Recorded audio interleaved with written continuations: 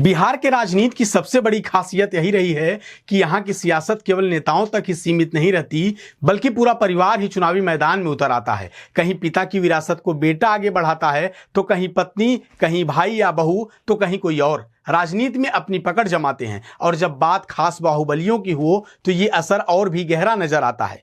2022 बिहार के विधानसभा चुनाव से पहले एक बार फिर उन बाहुबली चेहरों और उनके परिवारों की चर्चा तेजी से हो रही है, जिनका दबदबा आज भी बिहार की सियासत में कायम है। तो आइए जानते हैं बिहार की राजनीति के ऐसे ही 4 बड़े नामों और उनके परिवारों के चुनावी समीकरण को। बात शुरू करते हैं अनंत सिंह से। मोकामा के बाहुबली विधायक, जिन्हें लोग छोटे सरकार के नाम से जानते हैं, कई बार विवादों और आपराधिक मामलों में फंसे रहने के बावजूद इलाके में उनकी पकड़ ढीली नहीं पड़ी। उनकी विधानसभा सदस्यता रद्द होने के बाद हुए उपचुनाव में उनकी पत्नी नीलम देवी ने आरजेडी के टिकट पर जीत दर्ज की।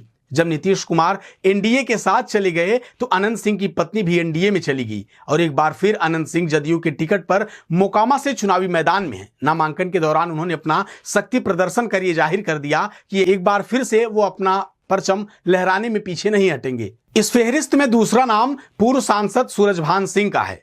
बाहुबली सूरजभान सिंह का नाम बिहार की सियासत में अक्सर ही चर्चाओं में रहा है। साल 2000 में उन्होंने मोकामा सीट से निर्दलीय चुनाव जीतकर अनंत सिंह के भाई दिलीप सिंह को चुनाव में हराया था। 2004 में वे लोकसभा भी पहुंचे थे। उनकी पत्नी वीणा देवी मुंगेर से सांसद रह चुकी हैं और इस बार राष्ट्रीय जनता दल के टिकट पर मोकामा से चुनावी मैदान में हैं। इस बार सूरजभान का लक्ष्य मोकामा से अनंत सिंह को कड़ी हार देना है, क्योंकि उनके भाई को भी उन्होंने 2000 में चुनाव में हराया था। इस कड़ी में अगला नाम सिवान के शहाबुद्दीन का है। सिवान के दिवंगत बाहुबली सांसद शहाबुद्दीन का नाम किसी परिचय का मोहताज नहीं। उनकी पत्नी हिना शहाब ने लोकसभा का चुनाव लड़ा, लेकिन जीत न दर्ज कर सकी। अब उनकी विरासत को आगे बढ़ाने के लिए बेटा ओसामा चुनावी मैदान में है, जिन्हें राष्ट्रीय जनता दल ने टिकट देकर मैदान में उतारा है। ओसामा को प्रत्याशी बनाए जाने को लेकर एनडीए के कई बड़े नेताओं ने राजद पर निशाना भी साधा है। इस श्रृंखला में अगला नाम आनंद मोहन का है, जिनकी पकड़ हर दल में मजबूत है। मधेपुरा से चर्चित बाहुबली आनंद मोहन का परिवार भी सत्ता समीकरण में हमेशा ही शीर्ष पर रहा है। उनकी पत्नी लवली आनंद जेडीयू से सांसद हैं और बेटा चेतन आनंद 2020 में आरजेडी के टिकट पर चुनाव जीते थे। लेकिन जब एनडीए के साथ नीतीश कुमार चले गए तो उस समय चेतन आनंद भी नीतीश कुमार के साथ चले गए।